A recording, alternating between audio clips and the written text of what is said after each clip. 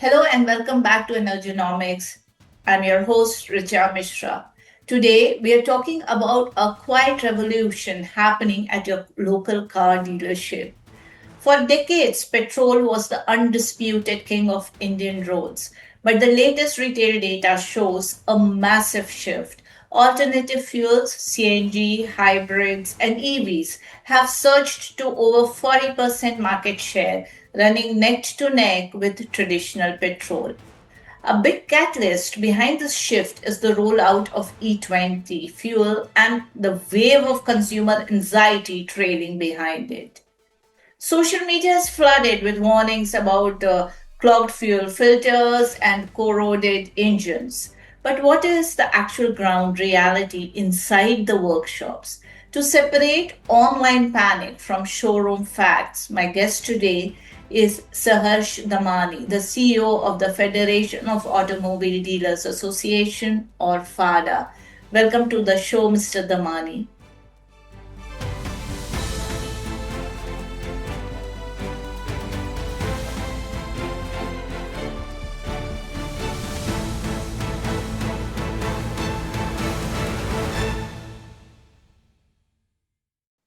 Thank you, Richa. Pleasure to have be on your show.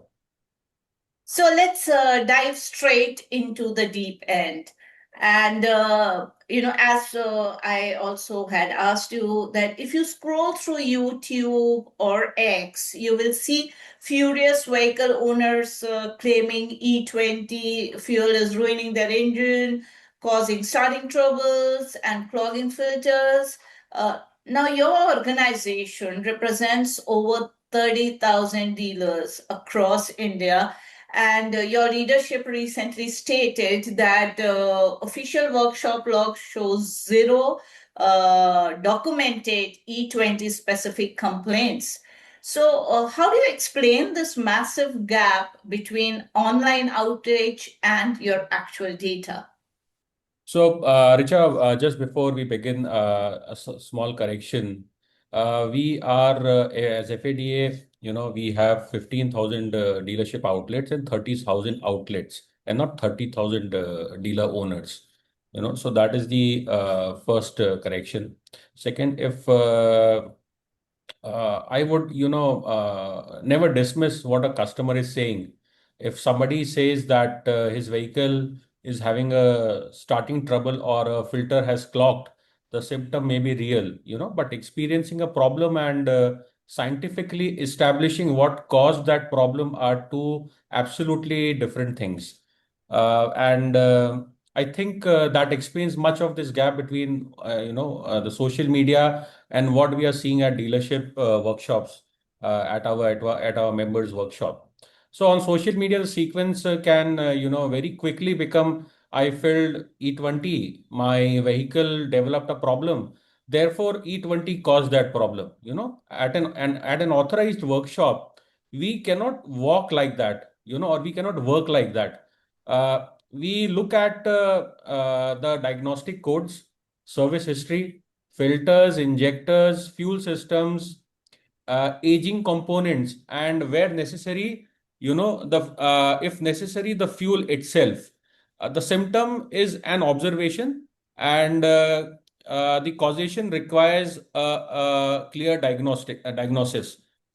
So let me also clarify that as I already said, there are not 30,000 dealer principals, but 30,000 dealership outlets.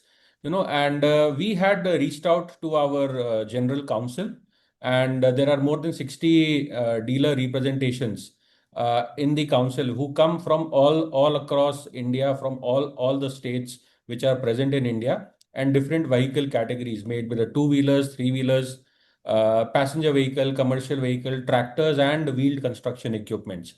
And at that point, we had not received a single documented customer complaint scientifically linking vehicle damage to E20. More recently, what our dealers are telling us is that we are seeing many more queries than actual complaints.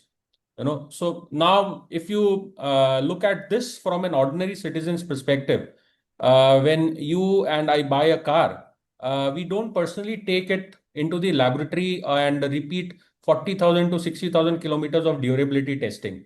We rely on competent technical institutions to do that work for all of us. ARAI has said that E20 compatible vehicles undergo structured validation extending to 40,000 to 60,000 kilometers before commercial introduction. Also at FADA, I don't want to enter the domain of government, oil companies, or the vehicle manufacturers, the auto OEMs. Our domain is the customer and the automobile dealer from that perspective. And what I can tell you is from that vantage point is that we are not seeing a systematic pattern of any sort of engine failures being scientifically attributed to specifically complaints related to E20 fuel. So my message to consumers is very simple. Please question, please report a genuine problem, but don't prejudge its cause. Social media, can certainly raise questions, but let a proper diagnosis happen at a authorized dealership workshop so that we can come to a conclusive conclusion that whether it is related to E20 or whether it is related to something else in your vehicle. This leads me to my next question. Critics argue that ethanol naturally attracts moisture, so which leads to rust. So, how are your dealer workshops differentiating between standard fuel adulteration and actual ethanol induced moisture or chloride contamination? So, Richa, so I think we should first accept the basic chemistry altogether. Ethanol is, hygroscopic, which means it can absorb moisture.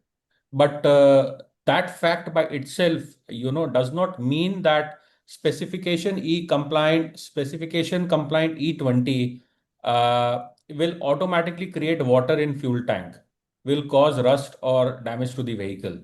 The technical validation of E20 specifically includes corrosion resistance and material compatibility as well. Now, from a dealer's perspective, I want to be very clear about our role, per se, in this entire ecosystem. And automobile workshop is not a petroleum laboratory. If a customer comes to us with starting trouble, corrosion, clogged filter, or some other symptom, our technical diagnoses the vehicle itself first. So we check the error codes, as I said earlier, also fuel system injectors, etc., etc. And the components that have actually failed. So if that diagnosis creates a genuine suspicion, about the fuel that the fuel sample had, then the fuel sample, has to be tested through an appropriate fuel quality mechanism. I would not want a dealer to speculate whether chloride entered at the refinery or during transportation or at a retail outlet or anywhere else. That is neither our expertise nor FADA's domain from that perspective. And this distinction is extremely important for the consumer also. E20 as a fuel specification and contaminated, or out of spec fuel are not the same thing.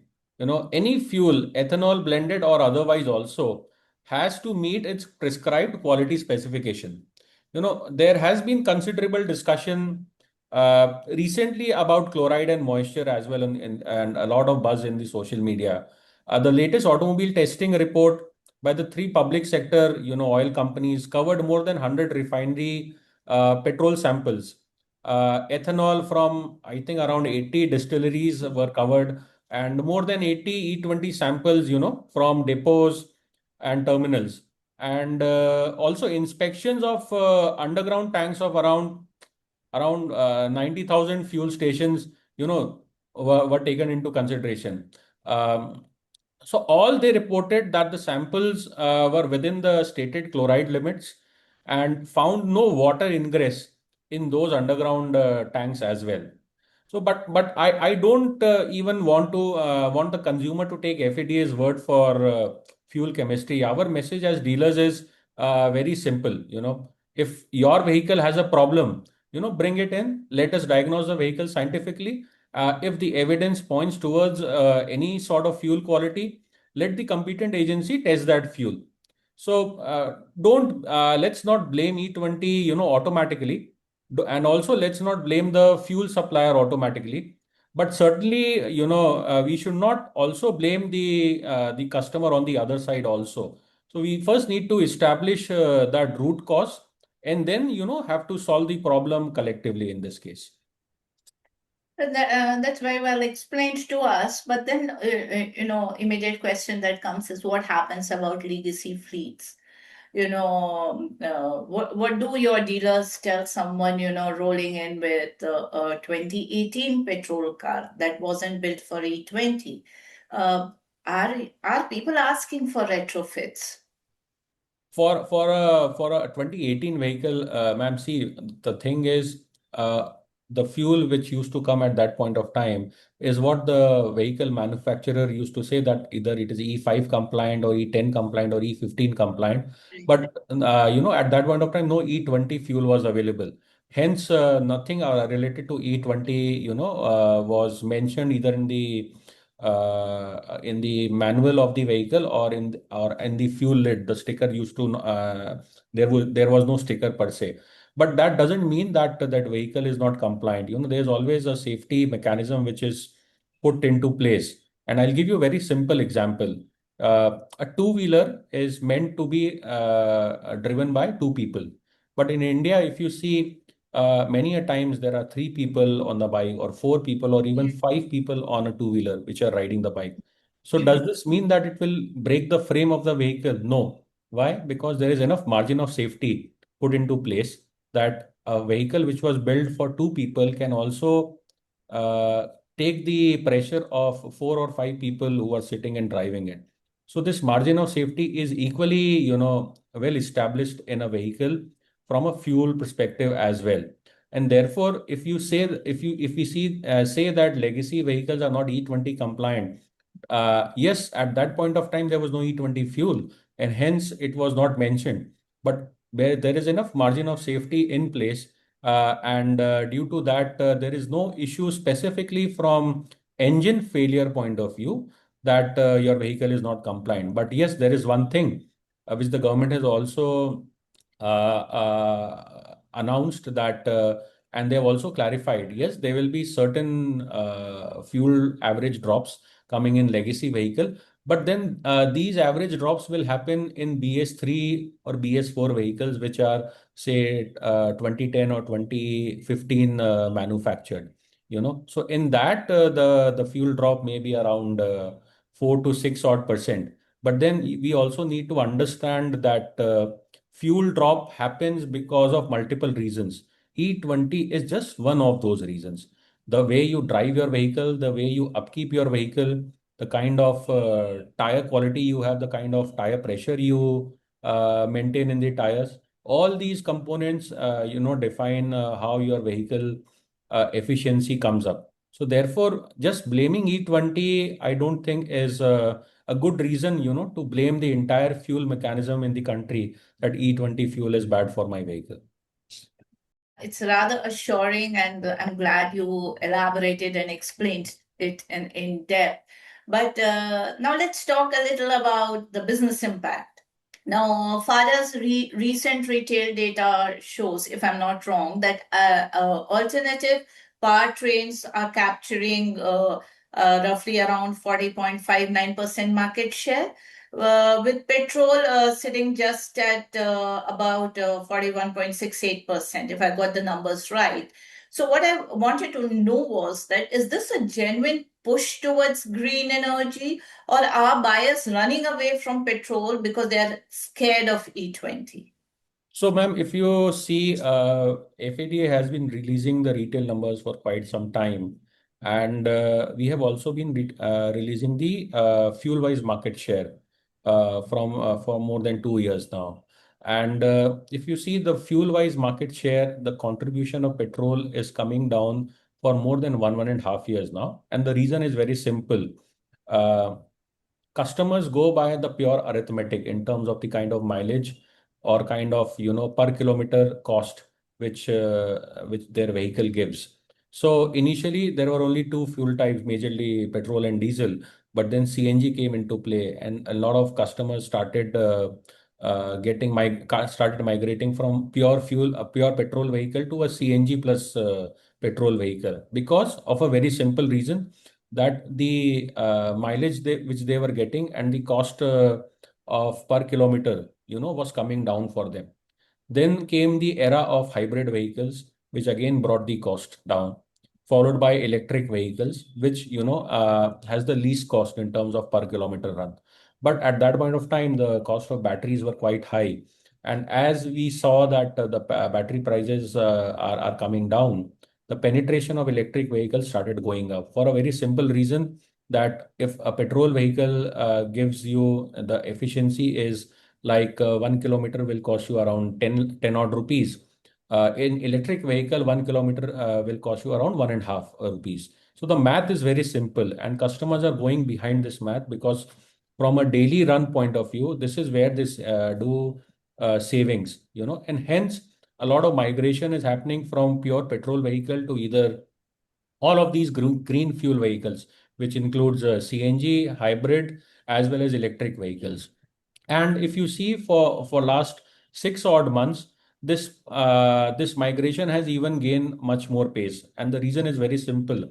The Middle East crisis, which has shaped up, that has shot up the petrol prices. And this gives much more reason to a customer that this is the right time, to stop buying, or to buy lesser petrol vehicles and buy more of these green fuel vehicles. That's the reason why this has taken place.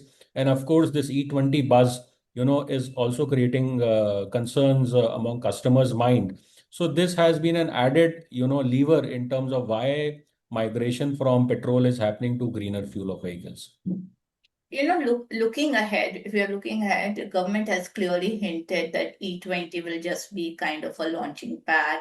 And, you'll have various other categorizations which will be coming in E22, E25, and even higher blends down the road. So, are you seeing any kind of buyer's freeze where consumers hold off on buying a car today because they fear their brand new E20 car will become obsolete 3 years down the line? So yes, as you know, government has notified these multiple fuels, but then all these fuels will only come into play once they are thoroughly tested. Enough testing is done by the testing agencies, whether the fuel will make sense or not, whether it will destabilize the vehicle or keep the vehicle stable. Once all the testings are done, similar to all the testing when they were done for E5, E10, or E20 vehicles, E20 fuel, only post all those tests are successful, that's when the government may introduce the newer blends of ethanol. But right now, they have only been notified, and there is no such thing that these new blend of ethanol blended fuels will come into play maybe in 3 months' time, 6 months' time, or any other time. So it's pure speculation right now. That is one. Second is, as I said, customers need not worry about the compatibility of their vehicles, because as I say, that right now E20 fuel is into play, but then your vehicle which was compatible for E5 fuel or E10 fuel is continuing to run on the road. Which there's no engine issue for these legacy vehicles. So similarly, if in future, whenever the government brings up the E22 fuel or E25 fuel, I'm sure they will take this into consideration, that the legacy vehicles, which are not maybe E22 compliant or E25, whatever that new blend is, they will make sure that the vehicles on road continue to ply safely, securely, and there is no hiccup from a customer's point of view in terms of using those new blended fuel. But once again, at the cost of reputation, I'll say that there is no announcement, no plan of bringing any new blended fuel in the market because they are only in test phase right now. And only once those tests are concluded successfully, government may think of bringing those new ethanol blended fuel in the market. Finally, the most important question for a consumer is let's talk about the wallet. So, ethanol has a lower energy density than the pure petrol, and meaning drivers do see a marginal drop in fuel economy, if I may say so, usually around 5% to 7%. So, what I wanted to understand from you is that is FADA lobbying the government for differential pricing? Should E20 fuel be cheaper at the pump to compensate consumers for that mileage drop?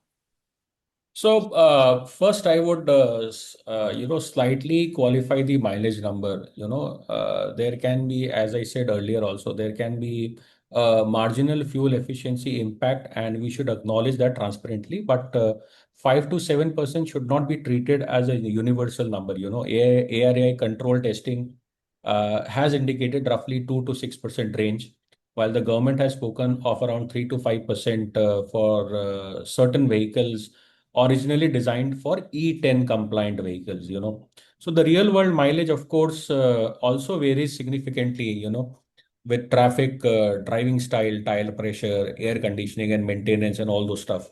So now on your specific question, no, FADA is not lobbying the government for any differential pricing of E20 as we speak. As I say that very consciously because we are an automobile dealers association, determining the pricing of petrol, taxation, ethanol, procurement economics. Those are not into our domain, and I don't want to, also pretend that they are. Uh, Right. but we do represent the consumer at the point where he buys and maintains his vehicle. So I completely understand the question, he is asking. And if he says that if I'm getting slightly fewer kilometers from a liter, shouldn't I be paying slightly less for that liter? That's a perfectly legitimate consumer question. But my responsibility is to make sure that he gets the facts. For example, one manufacturer explained this very simply. If a car gives around 20 kilometers per liter and a 3 to 3.5% difference, works out to roughly 0.6 kilometers per liter, and variations caused by traffic, again, traffic, tire pressure, acceleration, etc., can often be greater than that. So from FADA's perspective, I would look at the consumer's total ownership experience, not just one parameter. If policymakers, at some stage decide that pricing benefit should be passed on to the consumer, I am sure every vehicle owner would welcome it. But FADA is not asking for a particular fuel price change. Our job is much simpler. Make sure that consumers understand what E20 means for his vehicle. That the mileage discussion is presently honestly rather than exaggerated, and that he can make his own ownership decisions with confidence. So we should neither hide a 3 to 5% impact where it exists, nor turn a 3 to 5% issue into a 20 to 30% scare story. So the consumer deserves facts and not fears. And one very important thing, that a consumer should always go to an authorized dealer's workshop so that a complete guidance and complete health check of his vehicle can be done, because the authorized workshop has all the processes in place, has all the tools in place, has all the diagnostic sets in place, which a local workshop will never have, because these are proprietary products of a certain brand, of a certain OEM, through which they can always have a better health check of their vehicles. So this is one suggestion which I would want to give to your viewers from your platform. Fair enough. Well explained. While it is also a fact that The lower price at the pump would certainly change the conversation overnight. I mean, here I'm talking purely as a consumer. We all manage our fuel budget very differently nowadays. But the government has said that in this entire Middle East crisis and fiasco, if we do a comparative across different countries, India has been the least impacted in terms of fuel price hike. So we should not also, dilute the statement of the government, because this is a fact and which every customer should understand, that while the neighboring countries have increased fuel prices by X percentage, the fuel price in our country has been much lesser compared to the neighboring countries, or globally. If you see, India's fuel price impact has been one of the lowest. So that is a thing which the government has already done for the customers, which I think they have not understood well, but it is also required from our perspective, or from your platform also, if you can make a comparative of how fuel prices have gone up in other parts versus vis-a-vis an Indian market. I think it will give a really good perspective to them, and they will understand this issue. That's another debate. The oil reporter in me is, wanting to have another discussion with you on this. That's how the pricing works in India of the fuel price, and how artificially controlled the pricing mechanism is. But we'll definitely have a different discussion on this. Thank you for joining us and bringing so much needed data to a very noisy debate. Thank you so much. Thank you. If you're shopping for a new car or wondering about your current ride, the takeaway is clear from this discussion.